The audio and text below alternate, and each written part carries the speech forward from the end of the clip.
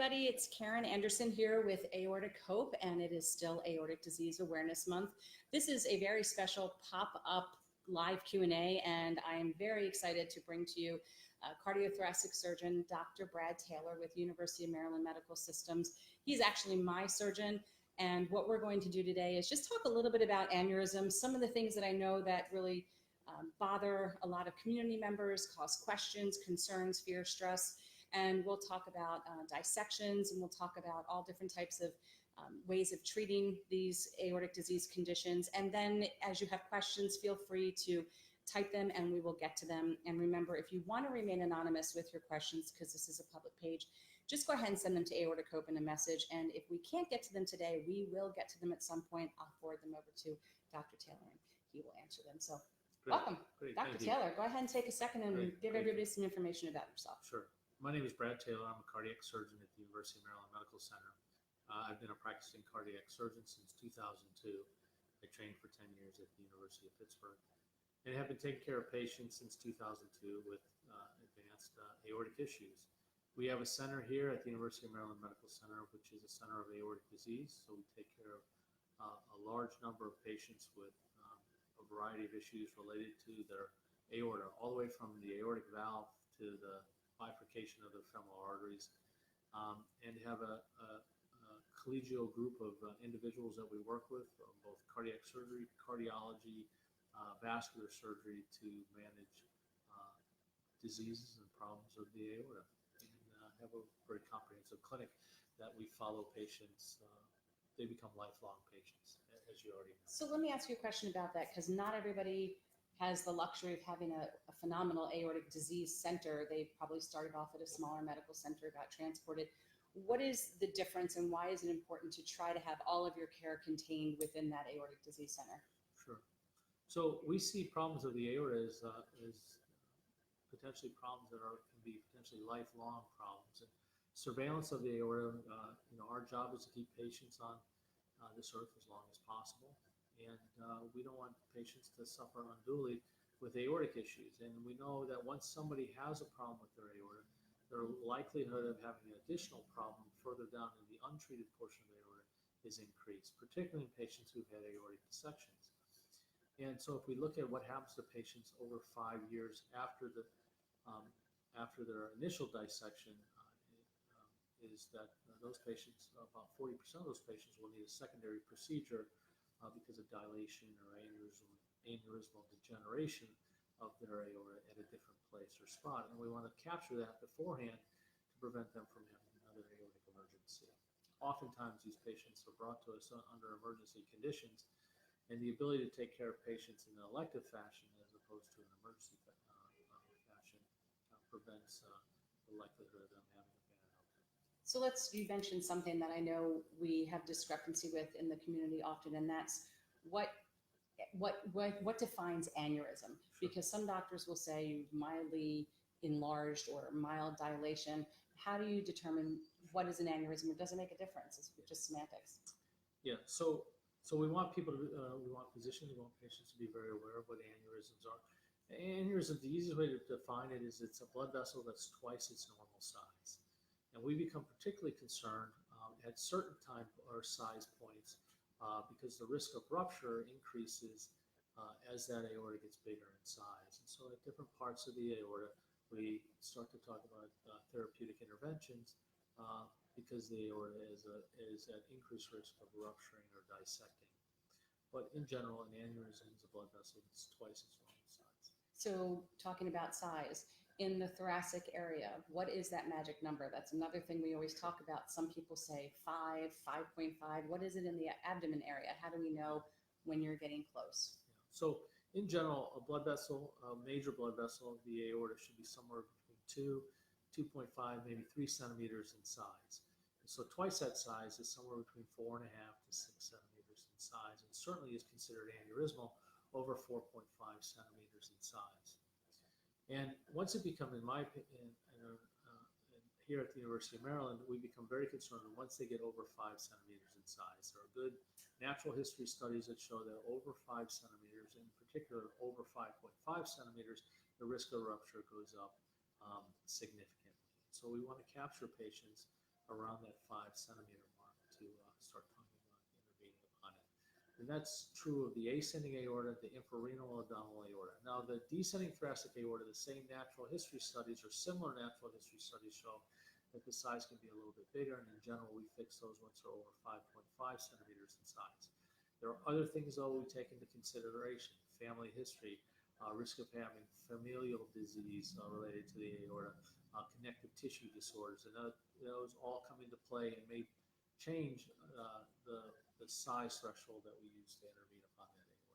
And then I guess let's go right into intervention. So the ideal, we tried to explain to everybody in the community, is it is scary to find out you have an aneurysm and then you're in this watch and wait mode, but it's a heck of a lot better than finding out you had a problem after you've dissected. Yes. So it's always easier when it's not emergent. So when you find an aneurysm and you're getting close to the point it's going to be fixed, what are everybody's different options? Right. So the first thing we there depends on where the problem is, depends on the patient and how healthy the patient is. And so, but in general, open surgery for a variety of issues is still the gold standard. In particular, problems related to the ascending aorta, the aortic arch, open surgery is really the approach to it. Now, we here at Maryland, we've treated about 20 patients with stent grafts to the ascending aorta. We have a very a good track record putting stent grafts in the ascending aorta, in particular patients, as well as treating arch disease, is doing a more of a hybrid approach where we cerebrally move the blood vessels off of the aortic arch to more proximally than treating in an endovascular fashion. Descending pathology pretty much now is being almost universally treated with what are called stent grafts or TEVAR, thoracic endovascular aortic repair. These are devices that are loaded onto a delivery system. They're constrained. It's a way of relining the aorta to exclude the blood flow from the pathological segment of that descending aorta. Similar to what we do with the infrarenal abdominal aorta, where the majority of cases are now done in an endovascular fashion as opposed to an open fashion. And then thoracoabdominal surgery is, again, the majority of that's being done in an open fashion. There are different ways to do it as a hybrid.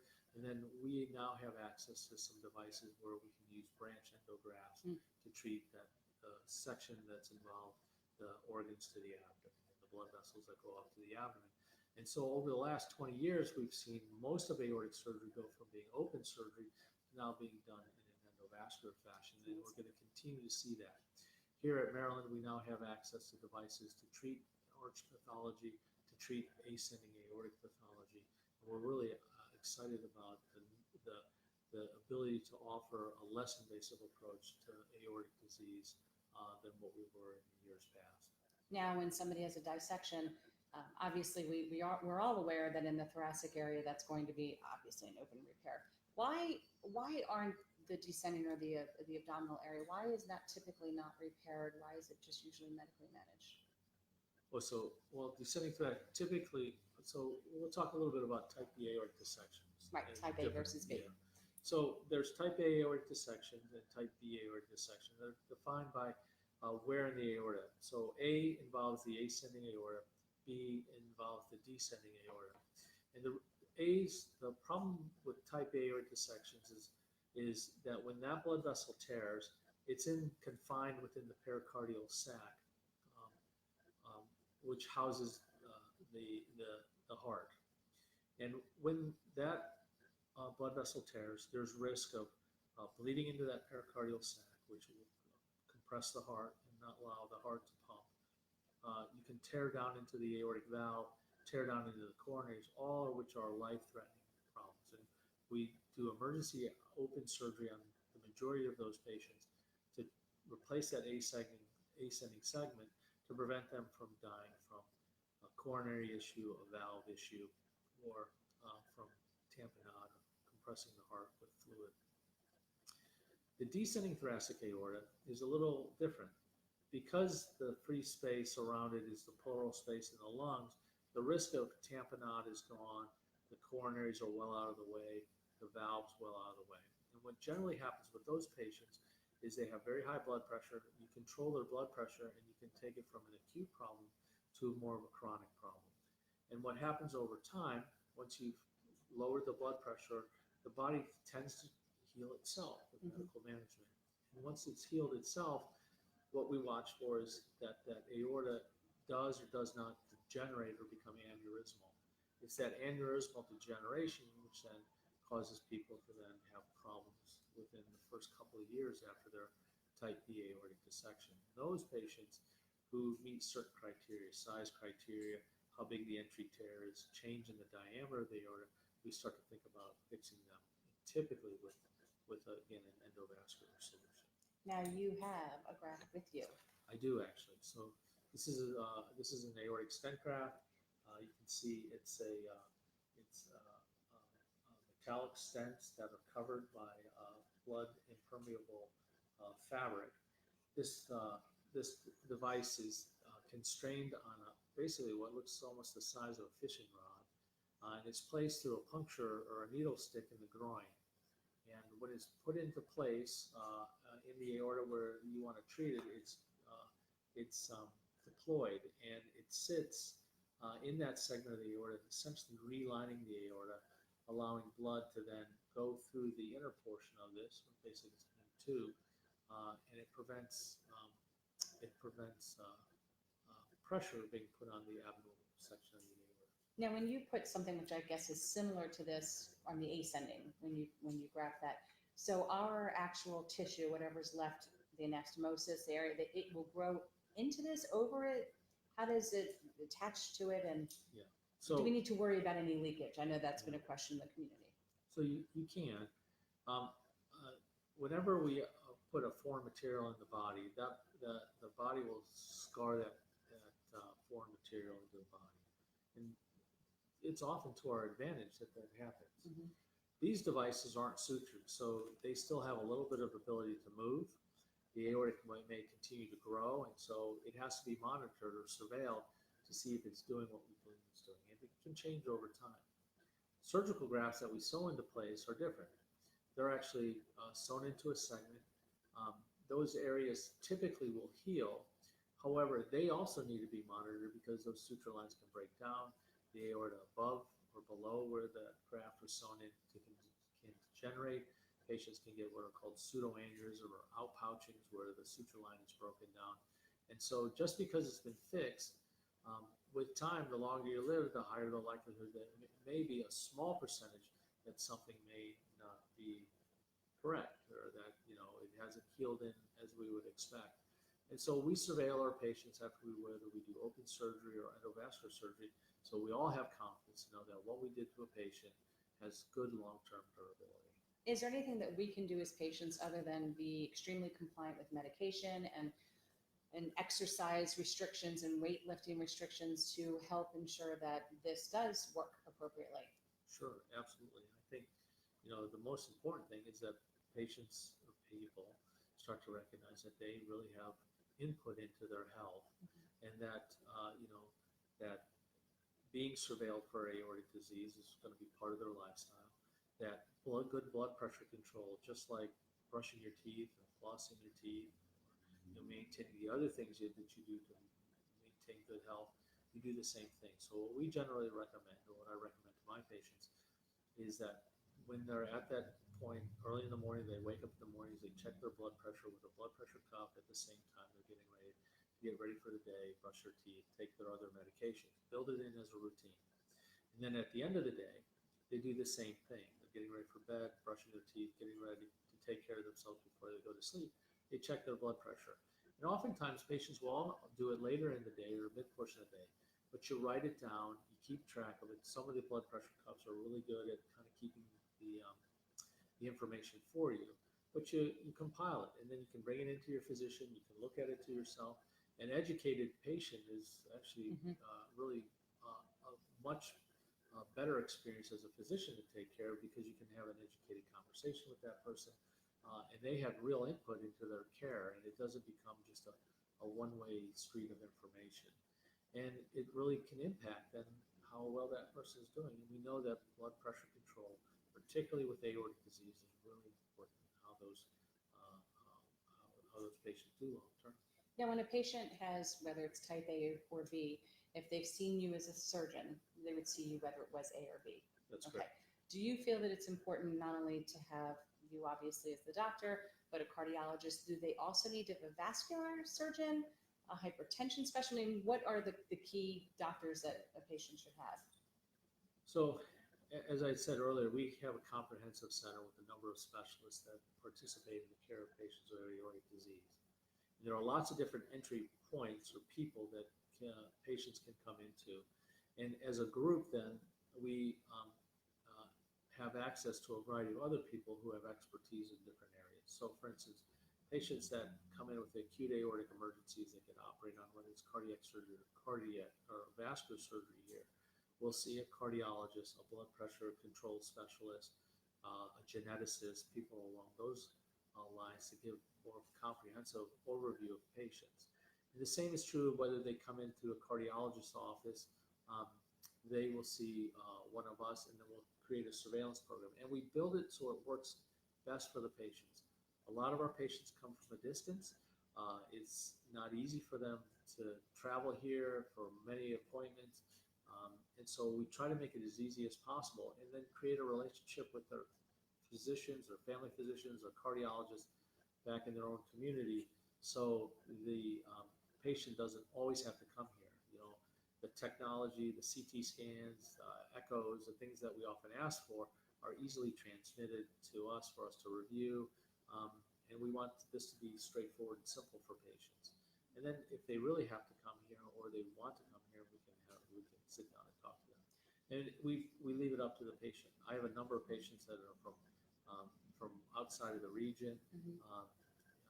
Some of them travel routinely. Some of them, we've built it into making it easy for them so we could follow their studies and follow them and then bring them here if they need something specific. Now, before we go to questions, if somebody has bicuspid valve, they've had an aneurysm that was right at the root repaired and the valve. So the aneurysm, whatever case scenario, found, repaired, never dissected.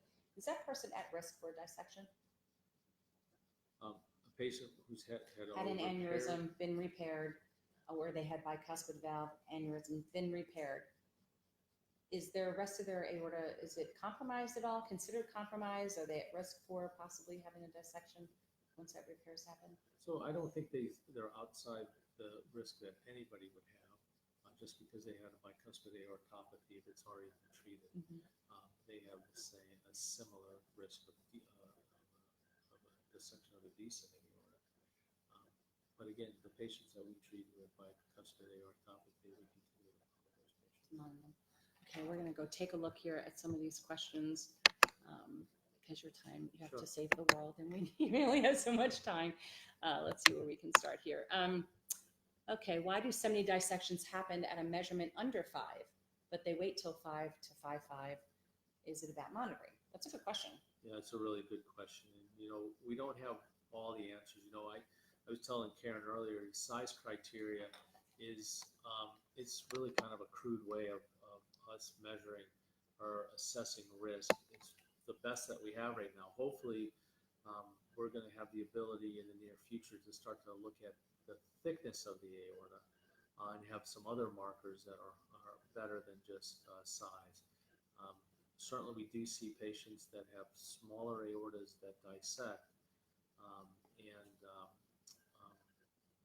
those, how we pick those patients out of the community as a whole is hard to know. Certainly, the best data that we have, though, is for patients over 5 centimeters in size.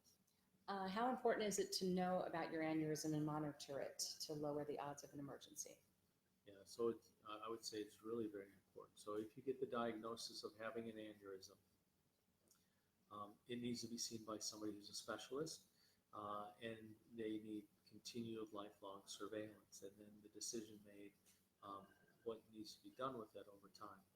One of the things that's really important for you as the individual patient is to get to know what your biology and your natural history of what your aorta is and what it's doing. So, for instance, if you're told you have a 4.5 centimeter aorta and it's been diagnosed as being aneurysmal, you want to then start to monitor the size of it with your physician over time. There are some patients, in general, the natural history is an aorta grows about 1 millimeter a year.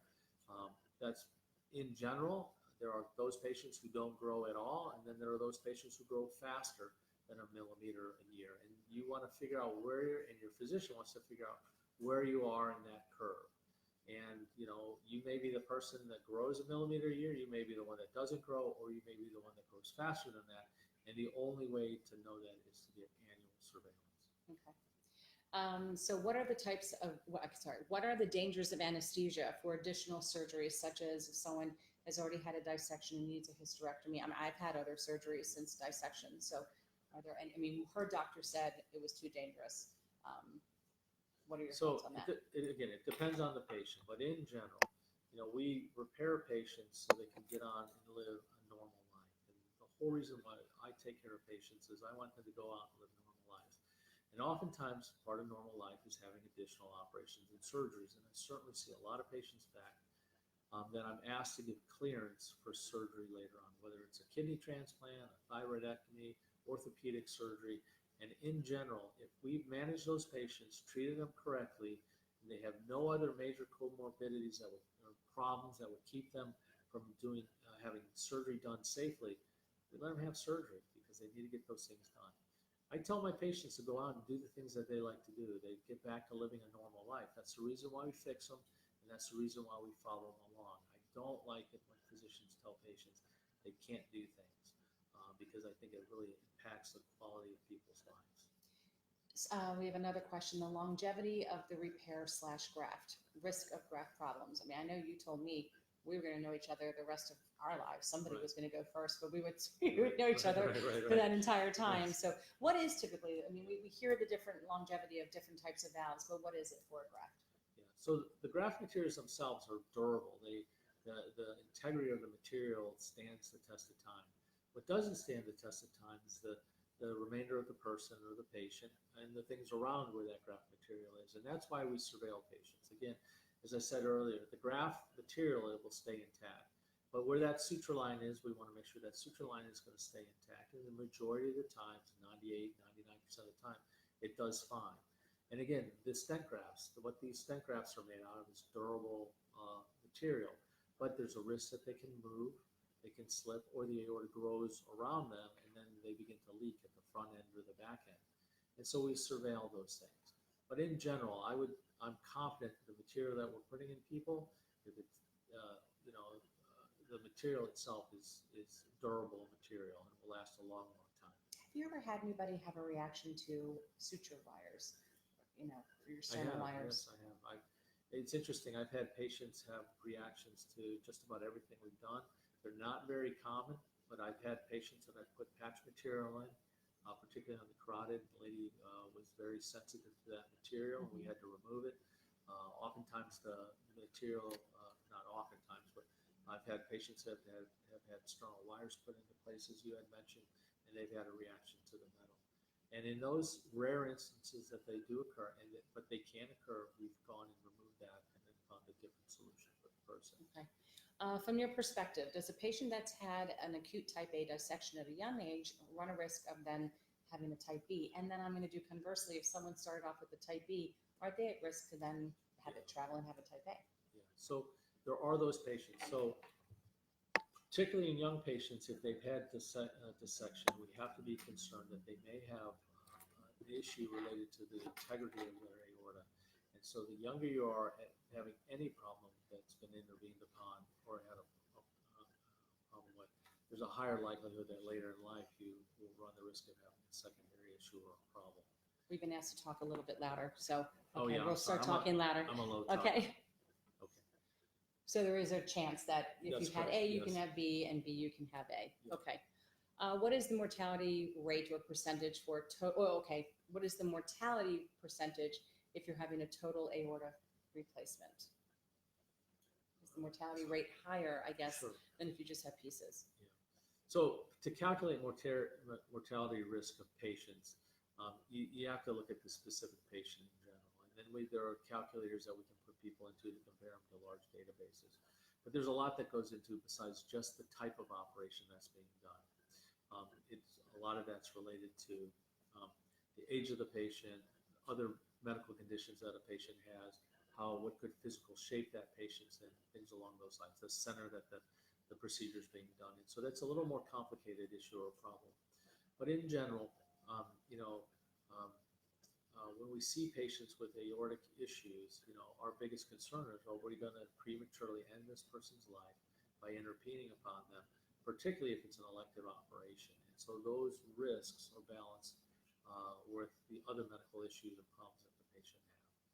But open arch surgery, as I'm reading this question, you know, open arch surgery is big surgery. I mean, you're looking really into the center portion of the person. You know, the blood vessels that come off here are blood vessels that go to the head. And if you're considering or being considered for surgery like that, you want to be at a place where they have lots of experiences. Probably the best way to put it. We have another question. Kim has a small focal outpouching somewhere in her arch branches, complete arch replacement and ascending in 2016.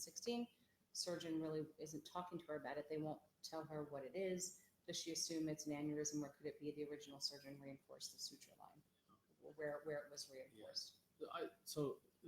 This is the way I would answer this question. So the easiest thing for me to do, to be honest with you, in all my aortic patients is I look at their CT scan with them, because I want them to get a visual picture as to what I'm looking at. They know what I'm talking about. They get, you know, pictures worth 1,000 words. And so my recommendation to Kim is with her surgeon, she should look at that CT scan with them and have them define what that outpouching is, and get clarification from them. The easiest thing to do is to look at that CT scan. CT scans aren't difficult to read. I can easily, and most physicians can easily teach a patient what's important on that CT scan, how to look at a CT scan. Most people are pretty visual learners, and it's not anything that should be you know, kept from a patient. I would have thought that what you do day in and day out is practice everywhere, but obviously it's not. I mean, one of the first, every appointment, you really have taken me into another room and said, let's look at this. We've traveled through the aorta, we've looked at the CT, and it really, before I even started with aortic cope, taught me a lot going into this. And so I would say, if your doctor is not doing that, you should just ask to look at it. It's part of advocating, I guess, for yourself and learning. To have a patient that you can have a two-way dialogue with about, and they can ask questions, they can see what you're looking at on the CT scan. You know, part of your surgeon's job is to give you confidence and peace of mind that your aorta is okay and that we're following it along, and this is what we're specifically concerned about or not concerned about. And it doesn't take very long to do that. And so my suggestion to Kim is have them show you the CT scan. And until you have peace of mind, you know, you got to have peace of mind. We've been asked, does the height of the individual determine when surgery is needed? Good question. Typically, height's not something we build into the equation related to surgery. I understand why this question is being asked. There are certain patients, though, that are how their genetic expression is related to their height makes us concerned about aortic disease, but in general, height is not built into our equations when operating. Well, Kevin Thomas is saying hi. Did you realize we know each other? Yeah, you know Kevin him too, very well. right? Yes. So another question that was asked was, okay, does size matter in deciding when you're going to do surgery if someone has a connective tissue disorder such as Marfan? Does that change things? Yes, it does. And in general, we consider people for surgery at about 1 centimeter less in size than what we do with people who do not have connective tissue disorders. So a little smaller, generally around 4.5 centimeters as opposed to 5. And that looks like it answers another question coming up. So around 4.5. Okay, and Amy wants to know, would a CT scan per year be the best way to see growth? Or could you also see it on an echo? It depends. It depends on where you're looking. So in patients who have infraabdominal aortic aneurysms, it's easy to assess the size of the aorta with ultrasound. You can decrease the need for a CT scan. But for problems in the chest, aneurysms, dissections in the chest, CT scan is our best tool here to look at the size and if of the aorta. Someone wants to try to avoid radiation because there's a really big to-do, people think that they're being over-radiated, which I'd like to speak to that too. Can they do an MRI? They can. And so we do have patients that we treat with MRI. And again, as I said earlier, we want to accommodate the patients. This is about the person sitting in front of us. We have the ability to interpret MRIs, CT scans, echoes. I want the patients we treat here at the Aortic Center to be comfortable and to know with confidence that they have input into their care and how we're surveilling. So sometimes you see deviations in sizes between echo, MRI, and CT. How does a patient, which one is the right number? How do you know? Yeah, so what we try to do is we try to stick to one modality to avoid that. Once we start to track patients and follow along to get away from these discrepancies, oftentimes I'll say to patients, we're not going to split hairs over millimeters. A millimeter is not very big. It's the smallest in general measurement that we use when we start talking to patients. And again, we look at the studies with the patients so they understand why we're talking between a couple of millimeters here or there. And again, it's over time. So and in general, echo oftentimes will overestimate, as where CT scan is probably a better measurement. So someone will get sent in with a 5 centimeter, 5.5 centimeter echo. We'll get a CT scan. It's only 4.8. I can show them that, and then we'll have peace of mind. And those 0.2s make a big difference. Oftentimes. Yeah. Are further surgical interventions inherently riskier on those that have had surgery for dissection before? So it depends. In general, I would say that we've gotten pretty good at taking care of patients that have aneurysmal degeneration or problems related to their dissection. And most of those can be managed in an endovascular fashion, which is a lot less of a physiologic hit. But again, it depends on the patient, it depends on the problem. But in general, if answering that question as written, I would say that the risk profile goes down with those secondary interventions. Okay, well, that's good to know. So secondary, okay. So if I need a secondary, I don't have to be so scared. That's right. It's going to be a lot less than what you had before. Plus, it's not an emergency. Depends on what it was, right. So you also said that too. Okay. So what symptoms after aneurysm surgery, soon after or years out, would we have, what symptoms should we be concerned about that would lead us to have to go to the ER? Because a lot of us have different, as I told Dr. Fisher, pings and pangs, and we're really not too sure, okay, this has been going on so long, blood pressure's fine, but it's not going away with Tums or whatever. And she's saying she's had chest pains every day, which is why I asked the question about potentially being allergic to sternum wires, because I know that we've been thinking that might be an issue for you, Kim. At what point should people who are new, when they have an issue and they feel something, when do you go to the ER to get it checked out? So particularly, so my general recommendation to patients after they've been released from the hospital and they're starting to get back to their normal life, and they're getting to their new normal, I think is kind of the way they look at it. Like, and people will have discomfort, pain, they don't feel quite right. How do you merit that out? So we often see patients. We see patients early here at our aortic center because they'll have lots of questions, and sometimes we see patients as early as 2 weeks out. In general, we see people at 4 weeks out. If you're having pain that has you worried or concerned, my general recommendation is you go to the ER or you come into the office and we get a CT scan and we look. And again, it's about getting peace of mind and getting an idea, because oftentimes, that early period after emergency aortic surgery, you want to make sure that everything's okay. And then you get to follow things along.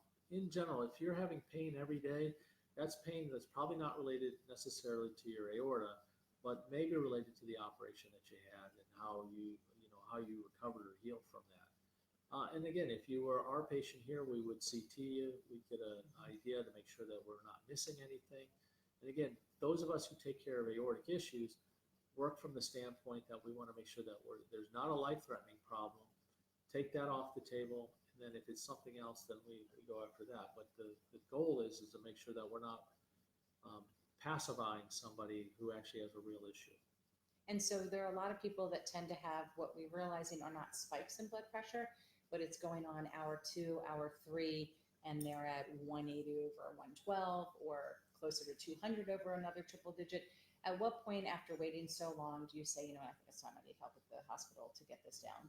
Well, to control your blood pressure, so blood pressure, again, is really important. If your blood pressure is not getting down, and if you're having pain with hypertension or high blood pressure, it's time to go to the emergency. Okay. And so why, again, I know that you explained you can have different results between an echo or CT. Why do these things come in differently, other than different people are reading them? But is it just the way that they're measured? Well, it's how the modality captures the images. Okay. A CT scan captures the images and can be compared to a standard. Oftentimes, echo is done from a distance, through the chest wall. It's the way that the sound waves are brought back to the probe itself. So things along the lines is how the actual images are captured. Okay. And again, there's the aorta is a very dynamic structure. It sits in the middle of the chest. It's connected to the heart. With every beat, there's a lot of movement to that aorta. It's not a fixed pipe that's just sitting there still within the body, but it's moving with every cardiac cycle back and forth within the chest. And it's also expanding. So not only is it moving back on the screen back and forth, but it's also expanding in size, contracting, expanding in size as pressure goes up and it goes back down. So if anybody has any questions, now's the time to ask, because we are going to need to wrap up. But Kevin has a quick question. Why is blood pressure such a drastic difference depending upon which arm it's taken? So sometimes it is. It can be, So over 10 point in difference. general, most people have about a 10-point difference between their right and left arm. But that can vary depending on patients' anatomies and things related to their aorta. And if there's a bigger difference between the two, it needs to be evaluated and looked at to make sure that there's not an issue with blood flow into that artery. And typically, if there is a difference, you go with whatever was higher, and that's the one that you want to generally, because that would indicate what's going on through the whole body. Depends on which arm it is, depends where it's located. Okay. I'm going to ask one more question because I don't see anything else coming in right now. And again, once we go, if I see questions, I'll send them to Dr. Taylor. A lot of people, once they first have a dissection or have had surgery, become concerned with all the mortality rates that are out on the web and then the internet, which is skewed. A lot of them are reflective of older people, smokers, overweight, non-active, what have you, a lot of comorbidities. But for the average person that has this, and once we get past our first aortiversary, and then we come up on the 5-year mark, do we need to still have all of this mortality in our face? I mean, we were all born dying, and we get that, but for us, it's right here every day. Sure. What is something, can we just look forward to having a nice long life? Is there any reason why we shouldn't think that we can? Yeah, no, I don't.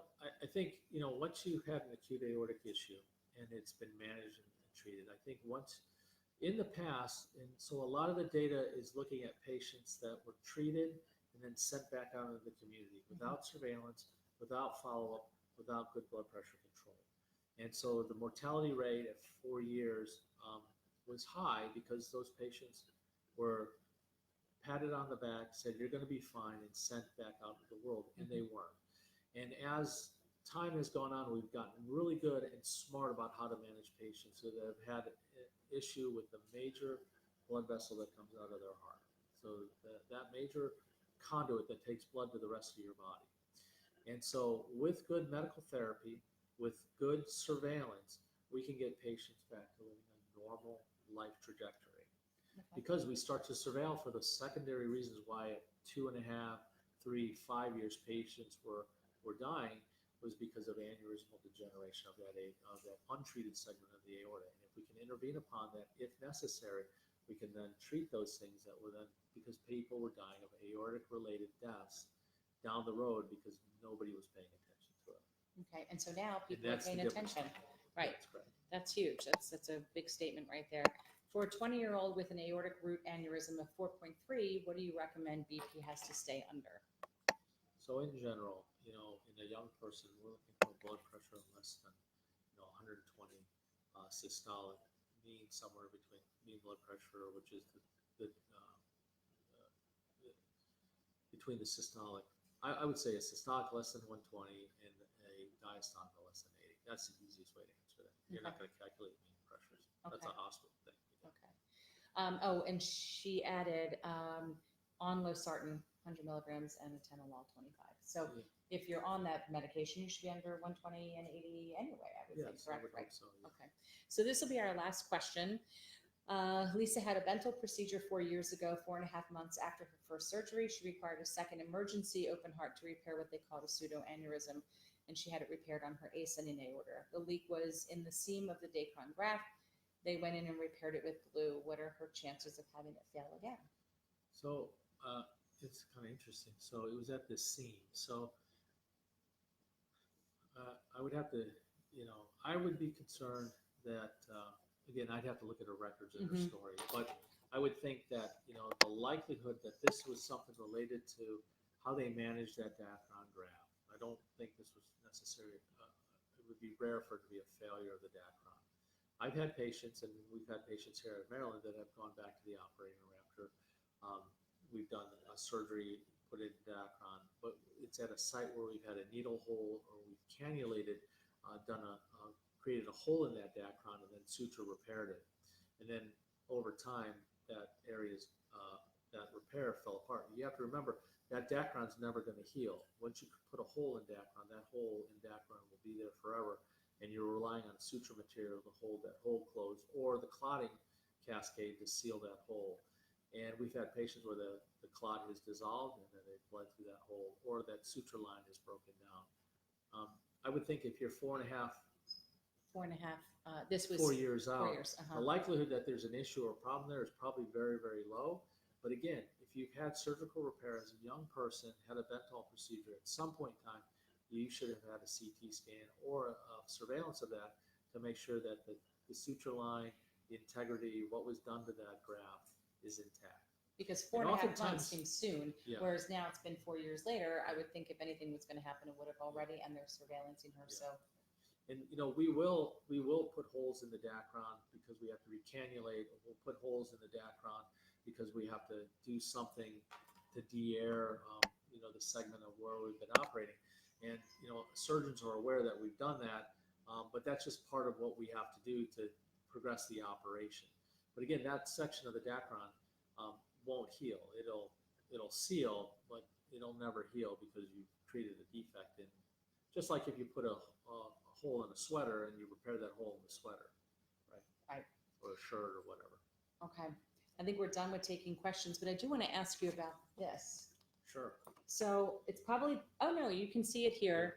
This is all about, and I'm going to scan this in and post it for everybody. This is all about early screening for aortic disease. And this marketing material, which also has the doctors in the Aortic Disease Center here at Maryland, flatly asks that if you meet any of the following criteria, such as if you're a male between 65 and 75 years of age, if you're a former or current smoker, if a parent, sibling, or child has a history of aortic disease, if you have heart disease, high blood pressure, and or a BMI of over 40, that you can have an ultrasound screening of your abdominal aorta, and this is covered by insurance.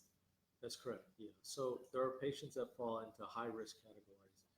In general, people who don't smoke don't get aneurysmal disease. Now, there are patients that have genetic issues, but in general, aneurysmal disease is a smoking-related issue or problem. And there's good data out of the VA where they looked at veterans who they could capture within that VA system that had small aneurysms. Those that stopped smoking, their aneurysms stopped growing. Those who continue to smoke, their aneurysms progress. And then certainly things that put you at increased risk are family history, age, things along those lines. And so as part of a normal routine going through your physician is, you should ask to be screened. If you have a family history, you've got a history of smoking, if you're obese, you have a large BMI, you're at increased risk and you should be screened. You can share this with your family members, because if you're watching this, you probably already have aortic disease, but this is something that's important to share with other people. Now, what's the chances you think we'll have early screening of the thoracic area one day? That's a really good question. So offhand, I don't know the answer to that because that's a complicated question. So oftentimes it's who's going to pay for it and whether CMS will pay for it. But these are the guidelines that have been released for the infrarenal abdominal aorta. It's interesting that it says males here because this is the first time, because I've always thought it was everyone over 65, particularly in smokers. So certainly we see a predominance of aneurysmal disease in men. It doesn't mean that women are excluded or are not at risk. And so particularly in women who smoke, they should be surveilled. Okay. All right. Thank you so much. This pleasure. is so great to be able to do Yeah. this during Aortic Disease Awareness Month and to have you doing this in this nice casual setting at the pleasure. end of a long, busy day. But thank Yep. you again, and we'll talk to you guys soon. Take care. Thank you.